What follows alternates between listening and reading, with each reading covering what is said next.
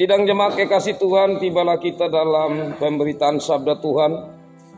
Firman Tuhan yang akan menjadi perenungan kita dari Kisah Para Rasul pasal 1 ayat 6 sampai ayat 11. Mari kita berdoa untuk pemberitaan sabda Tuhan. Kita berdoa. Kami datang ke hadapan hadirat-Mu ya Tuhan. Allah kami, sumber kebenaran, sumber hikmat. Dalam kesempatan yang Tuhan anugerahkan dalam ibadah kami saat ini, dalam kami merayakan peristiwa penting dalam kehidupan perjalanan iman kami, dalam perayaan kenaikan Yesus Kristus. Kami bersama-sama akan membaca merenungkan firman-Mu ya Tuhan. Kami mohon terang dalam Roh Kudus yang menguasai kami, yang memberi kepada kami pengertian akan maksud firman, dan yang memampukan kami untuk kami menyimpan firman-Mu sebagai harta yang berharga, dan kami melakukan maksud firman-Mu dalam hidup kami. Dan hamba-Mu yang saat ini Tuhan pakai, hamba-Mu ini adalah manusia yang terbatas bahkan tidak layak. Mari pakai hamba-Mu ini, layakkanlah ya Tuhan, dan Roh Kudus-Mu yang berkata-kata, dan kami semua diberkati oleh sabda-Mu. Mari Tuhan datang dan berfirmanlah. Dalam Yesus Kristus firman yang hidup kami berdoa kepada Bapa di surga. Amin. Sidang jemaat kekasih Tuhan, saya bacakan bagi kita firman Tuhan dari Kisah Para Rasul pasal 1 ayat 6 sampai 11. Judulnya Yesus terangkat ke sorga. Maka bertanyalah mereka yang berkumpul di situ, Tuhan, maukah Engkau pada masa ini memulihkan kerajaan bagi Israel? Jawabnya, Engkau tidak perlu mengetahui masa dan waktu yang ditetapkan Bapa sendiri menurut kuasanya. Tetapi kamu akan menerima kuasa kalau Roh Kudus turun ke atas kamu, dan kamu akan menjadi saksiku di Yerusalem dan di seluruh Yudea dan Samaria dan sampai ke ujung bumi. Sesudah ia mengatakan demikian, terangkatlah ia disaksikan oleh mereka, dan awan menutupnya dari pandangan mereka. Ketika mereka sedang menatap ke langit waktu ia naik itu, tiba-tiba berdirilah dua orang yang berpakaian putih dekat mereka, dan berkata kepada mereka, Hai orang-orang Galilea, mengapakah kamu berdiri melihat ke langit? Yesus ini yang terangkat ke sorga meninggalkan kamu akan datang kembali dengan cara yang sama seperti kamu melihat dia naik ke sorga. Demikian sabda Tuhan. Berbahagialah saya dan saudara yang selalu rindu akan sabda Tuhan dalam hidup kita, dan yang selalu rindu untuk melakukan maksud firman Tuhan dalam hidup sehari-hari. Shalom. Kekasih-kekasih Tuhan, kita melihat bagian yang pertama, yaitu ayat 6 dan 7. Ini merupakan pengharapan dari murid-murid Yesus yang selama itu mereka berjalan mengikuti Yesus. Berbicara tentang harapan ini Bapak Mama, kita khotbah juga 2 minggu yang lalu. 2 minggu yang lalu pengharapan, iman, dan kasih. Hari Minggu kemarin, iman dan kasih.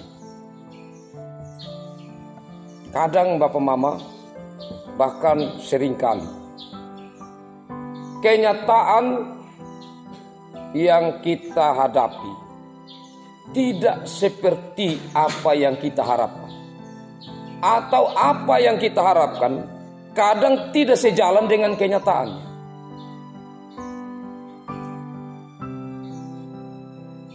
Saya kasih contoh yang nyata sekarang. Kemarin kita orang tua, bahkan kita satu persekutuan gereja, kita doakan kita punya anak-anak yang ikut tes tuh, yang pergi Kupang kan. Hampir semua, mungkin semua ya Bapak Arte, tidak lulus. Ya toh? Kita punya harapan mereka lulus, tapi kenyataannya tidak lulus. Nah disinilah kadang kita pertanyakan, Tuhan, kok kita doa, tapi bagaimana? Nah ini seleksi. Atau ibarat kalau saya kasih contoh yang paling mudah. Kalau orang tinju atau bola kaki, apa mereka itu tidak berdoa? Artinya yang satu berdoa, satu juga berdoa. Tapi pasti ada yang menang, ya kan? Terus yang kalah kita bilang dia tidak berdoa. Tidak kan? Ada hal-hal kita harus bedakan. Ada hal-hal yang memang itu berhubungan dengan kemampuan kita. Ada hal-hal yang berhubungan dengan yang Tuhan lepaskan untuk Tuhan itu tidak masuk sampai ke sana. Karena banyak hal dalam hidup ini yang Tuhan biarkan. Contohnya begini. Kalau saya mau angkat padi, ya Tuhan buat apa dia urus kita untuk kita mau angkat atau tidak itu padi, ya kan? Itu hal-hal yang seperti itu ya kita angkat, ya kita angkat. Tidak sampai yang kecil-kecil Tuhan harus urus semua. Kita tidak tahu kalau dalam hal ini apakah Tuhan waktu seleksi Tuhan bilang ya saya mau supaya ini dia jangan lulus dulu kali ini. Dia punya tempat bukan di sini, dia di sana.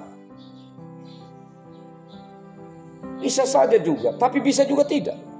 Bisa Tuhan sudah serahkan hikmat itu kepada yang bagian seleksi. Entah itu dia mau berjalan lurus, kalau dulu-dulu kan bisa saja, saya punya anak-anak, saya punya keluarga, saya kasih masuk. Yang tidak, ya tidak usah. Ada yang Tuhan biarkan itu. Bukan biarkan untuk orang berdosa, tetapi Tuhan memberikan kesempatan untuk manusia ya, mengembangkan hikmat, kemampuan yang ada dalam dirinya untuk melakukan sesuatu. Jadi bagi saya untuk hal seperti ini maksudnya kekasih-kekasih Tuhan sulit untuk kita prediksi. Apakah Tuhan turut campur tangan secara langsung di dalamnya, atau Tuhan menyerahkan itu kepada pihak tertentu? Ataukah itu berhubungan dengan karena ini seleksi sehingga itu berhubungan dengan kemampuan kita untuk bersaing dengan nilai-nilai? Ya saya tidak tahu. Tetapi dalam kenyataan seperti ini satu hal yang pasti, tidak semua yang kita harapkan itu sesuai benar dengan kenyataannya. Itu pasti. Hal yang kita lihat itu yang terjadi dari bagian firman Tuhan ini. Harapan murid-murid bersama-sama dengan Yesus akan menjadi raja politik.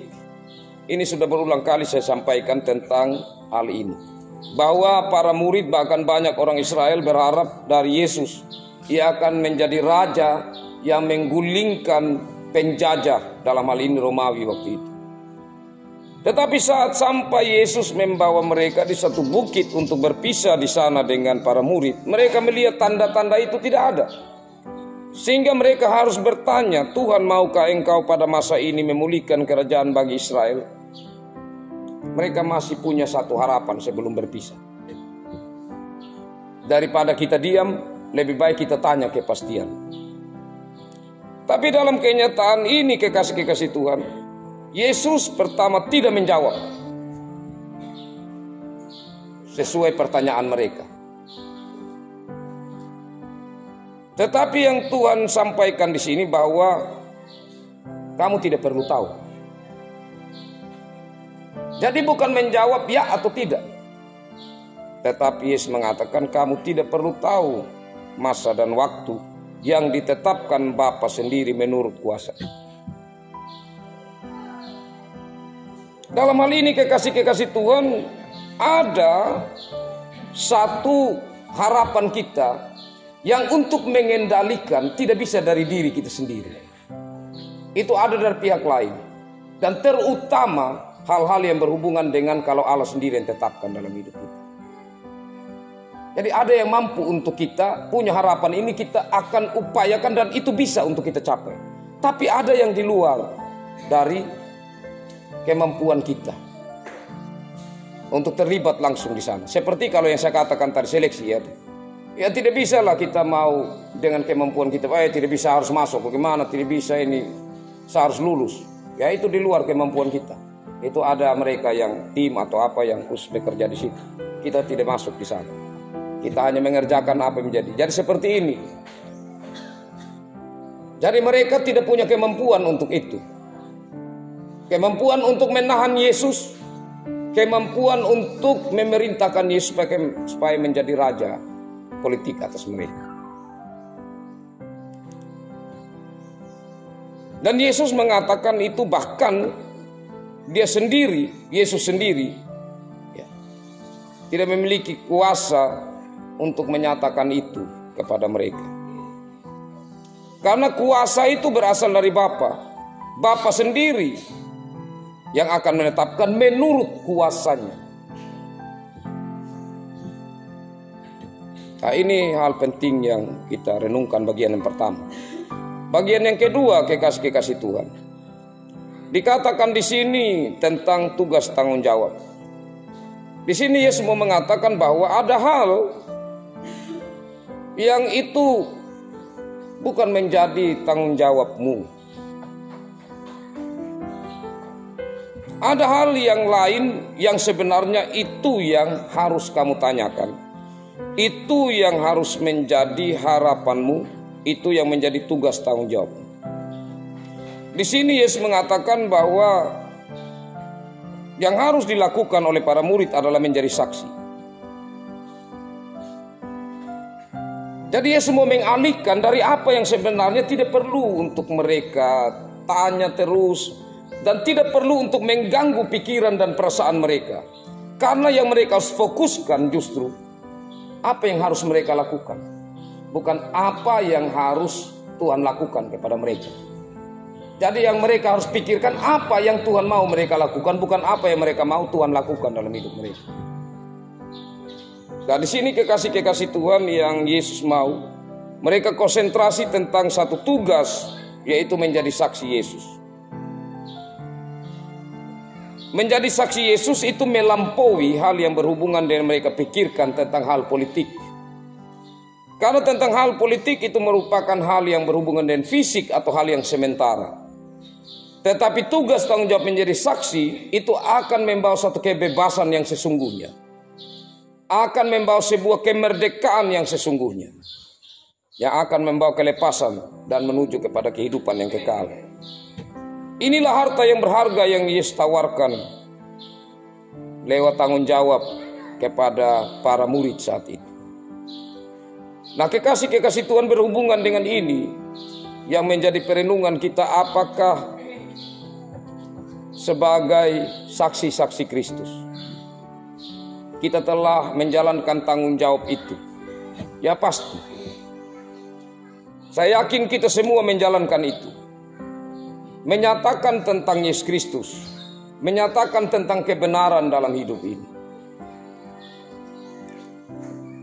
Tapi selanjutnya kita melihat bagian yang kedua.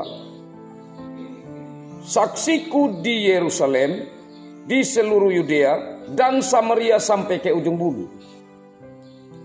Sekarang jangkauan kesaksian kita, itu yang menjadi pertanyaan lanjutan. Kalau tadi menjadi saksi, ya kita sudah menjadi saksi. Di rumah tangga kita menyampaikan hal yang benar, hal yang baik.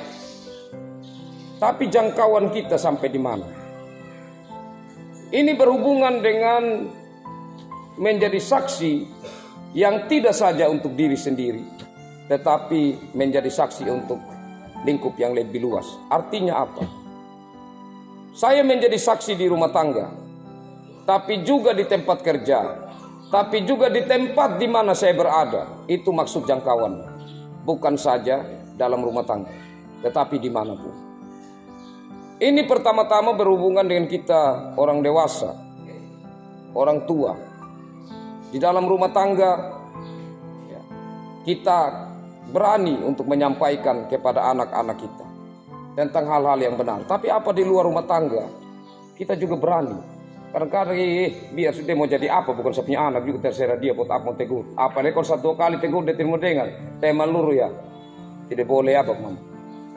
Karena berbicara tentang kesatuan seperti dalam petunjuk hidup baru, kita berbeda-beda, tetapi sebenarnya kita satu sebagai satu tubuh Kristus.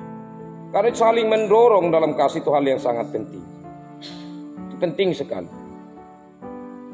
Selanjutnya kekasih Tuhan, sebagai orang muda. Ya, sebagai orang muda ini kadang dia punya kebalikan. Tapi di jemaat kemarin saya tidak tahu Bapak Mama. Tapi ini saya omong secara umum. Kadang di rumah orang tua lihat dia manis sekali. Tapi saat di luar dia berbeda lagi. Jadi bukan menjadi anak yang bisa baik di rumah, baik di luar rumah, itu tetap menjadi saksi Kristus. Ya, di rumah mungkin karena takut orang tua. Tapi di luar rumah kan kita anak ini kita bukan ada pakai drone. Jadi kita bisa lihat dari ada drone di atas udara di mana dia ada kita perhatikan, bukan tidak. Dia ada di mana-mana kita bisa ikut. Bahkan anak dalam rumah kalau sudah pegang HP dia bisa sampai di ujung dunia. Karena dunia main luas sekali.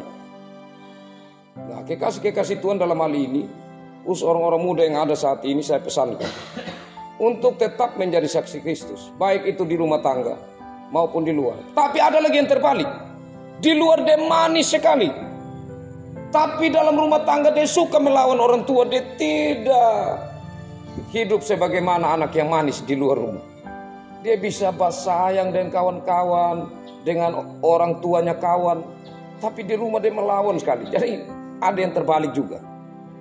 Tapi saya tidak tahu dalam lingkungan keluarga, ya, jemaat pemadat tidak tiap hari. Dalam rumah tangga saya sendiri saja, saya tidak bisa mengontrol setiap waktu anak-anak saya.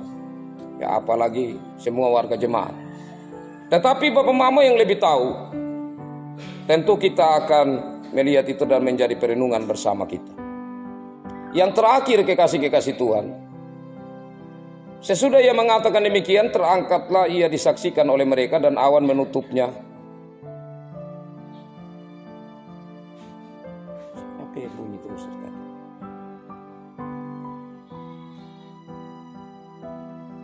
Ketika mereka sedang menatap ke langit waktu ia naik itu, tiba-tiba berdirilah 2 orang yang berpakaian putih dekat mereka. Ini mengingatkan apa Bapak Mama? Kehadiran malaikat mengingatkan saat Yesus bangkit. Saat Yesus bangkit itu kan para perempuan bingung. Terus malaikat bilang, jangan bingung, Yesus bangkit. Malaikat itu selalu ada dalam peristiwa khusus dari Yesus Kristus. Karena Yesus itu adalah pemimpin para malaikat dan malaikat punya tugas untuk melayani dia.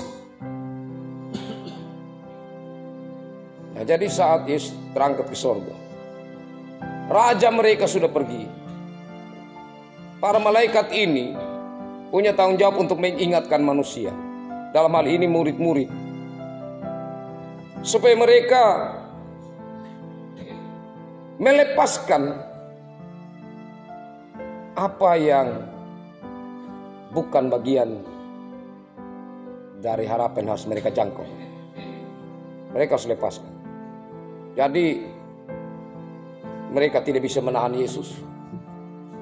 Mereka harus terima Yesus sudah pergi. Dan mereka tidak boleh tetap berada di dalam keadaan seperti itu. Mereka harus berada dalam keadaan menerima kenyataan itu. Dan mulai berpikir apa yang harus mereka lakukan selanjutnya. Karena hari itu hari perpisahan dan itu momen. Dan momen itu, baik itu membawa kesenangan, membawa kedamaian, kemuliaan, sekaligus juga membawa satu kegalauan dalam diri mereka. Tapi kiranya mereka melihat hari selanjutnya dari momen itu. Apa yang harus mereka lakukan selanjutnya? Dalam hal ini kalau kita kaitkan juga, saya hanya contoh aja, minta maaf Bapak, dengan yang tadi saya sampaikan, bahwa kita sudah mendoakan anak-anak kita. Dan saya turut merasakan juga kesedihan, kekecewaan, karena Kupang itu dekat dengan Sumba. Kita akan berpikir kembali kira-kira bagaimana lagi mereka. Ya kita harus berpikir kembali, tidak bisa kita tetap tinggal di situ. Murid-murid tidak bisa tetap tinggal di bukit itu. Tidak bisa mereka terus ada di dalam Tuhan. Biar sudah, Tuhan sudah pergi, kami mau buat apa lagi, biar sudah kami tetap ada di sini. Tidak bisa. Kita harus bergerak. Karena Tuhan terus menganugerahkan hikmat, kemampuan kepada kita. Untuk kita tata pikiran kita, untuk kita tata hidup kita, apa yang kita harus lakukan selanjutnya. Memang ini hal yang tidak mudah, tidak semudah apa yang kalau kita bicarakan atau ungkapkan. Karena kalau kita orang tua, kita punya kerja ekstra. Sambil kita ada merasa sedikit terbeban, sambil kita juga tetap untuk menguatkan mereka, anak-anak kita. Dan ini pekerjaan yang tidak mudah. Tapi kita percaya bahwa Yesus yang bangkit dan naik ke surga, dia juga adalah Immanuel yang tetap ada bersama-sama dengan kita. Dia akan menopang kita dan anak-anak kita. Dan bagi kita juga kekasih-kekasih Tuhan, kita bersyukur karena kita yang lalu harapkan kita sudah panen, kita mendapatkan hasil baik. Kenyataannya seperti itu. Tetapi ada harapan-harapan lain yang membuat kadang kita bingung. Sekarang saya punya harap yang lalu padi jadi bagus. Sekarang saya hitung-hitung padi di rumah tinggal berapa karung. Kenapa? Karena ada hal-hal yang saya harus tutup. Nah ini yang berapa karung ini bagaimana untuk saya menjalani lagi hari-hari ke depan. Masih ada keperluan-keperluan lain yang saya harus hadapi. Dalam kenyataan seperti ini maka kita terus mengandalkan hikmat Tuhan. Kita mohon untuk Tuhan memberi kepada kita kemampuan mengatur hidup kita. Sambil hal utama yang tidak boleh kita lupakan, kita tetap menjadi saksi Kristus. Untuk menyatakan tentang kebaikan Tuhan dalam hidup ini. Yang memberi kekuatan termasuk di saat kita menghadapi pergumulan. Saya sungguh bersyukur secara pribadi sebagai hamba Tuhan karena di hari kenaikan ini tetap anak-anak Tuhan yang hadir di sini mau memberi diri mensyukuri akan kebaikan Tuhan, merayakan peristiwa kenaikan ini. Saya percaya bahwa kehadiran Bapak Mama Saudara tidak sia-sia. Tuhan melihat bagaimana isi hati kita, bagaimana komitmen kita untuk tetap menjadi saksinya, termasuk lewat kita beribadah kepadanya. Menjadi saksi bagi dunia, menjadi saksi bagi orang-orang di sekitar kita, bahwa apapun yang terjadi, kita punya komitmen untuk beribadah kepada Tuhan, tidak bisa diganggu-gugat. Tidak bisa diabaikan. Kiranya Tuhan memberkati saudara-saudara. Bahkan juga tentu saudara mendoakan untuk orang-orang yang dikasihi yang saat ini tidak beribadah bersama-sama sebagai satu bagian dari satu tubuh Kristus. Biarlah doa kita menjadi berkat bagi mereka karena Tuhan mengasihi kita sebagai satu tubuh. Tuhan memberkati firman-Nya bagi kita semua. Amin.